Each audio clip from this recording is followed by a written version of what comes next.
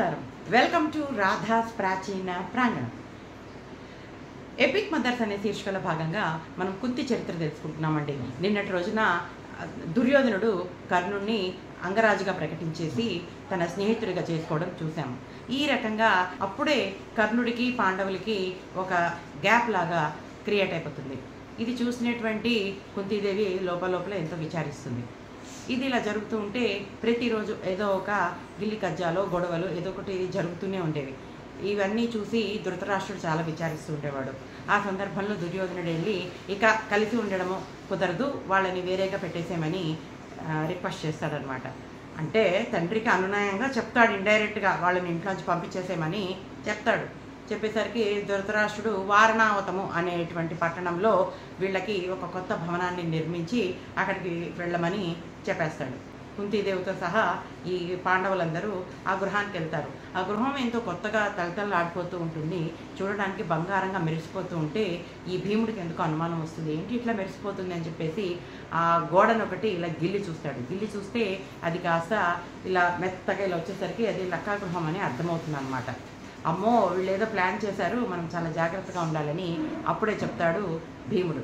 దుర్యోధనుడు బోయత అనేటువంటి ఒక పరిచారికని ఒక గూఢాచారిలాగా కుంతీదేవి దగ్గర పెట్టేస్తాడనమాట. అది ఎవరికి తెలీదు, కానీ ఆమె ఇక్కడ ఏమేమి జరుగుతున్నాయో అన్ని విషయాలు కూడా ఎప్పటికప్పుడు ఆ దుర్యోధనుడికి సమాచారం అందిస్తూ ఉండేదన్నమాట. అంతేకాకుండా అక్కడ ఒక శిల్పాచార్యుడు ఉండేవాడు. అతడికి ఏంటంటే సమయం వచ్చినప్పుడు ఆ లక్క గృహాన్ని కాల్చివేయాలని చెప్తాడు. ఈ విషయాలన్నీ తెలుసుకున్నటువంటి అంతఃపురంలో ఉన్నటువంటి విదురుడికి ఈ పాండవులంటే చాలా బాధ కలుగుతుంది. అయ్యో వీళ్ళందరూ కూడా ఆ లక్షాగృహంలో ఖాళీ బూడెద్దైపోతారు అని చెప్పేసి వార్తాహరుల ద్వారా ఈ పాండవులకి ఇన్ఫర్మేషన్ పంపిస్తాడనమాట.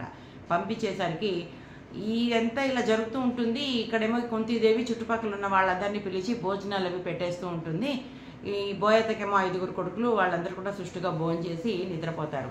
ఇంత లోపల ఈ విదురుడు చెప్పిన సమాచారం విన్నటువంటి ఈ భీముడు మొదలైనటువంటి వాళ్ళందరూ కూడా స్వరంగ మార్గం ఒకటి తవ్వేసుకుంటారు అక్కడి నుంచి తప్పించుకోవటానికని. శిల్పాచార్యుడు వచ్చి ఆ లకాగృహానికి నిప్పు పెట్టేస్తాడు. ఆ ఇల్లు కాలి బూడిదైపోతుంది. అందులో ఈ బోయత 5 కొడుకులు కూడా మాడి మెసైపోతారు.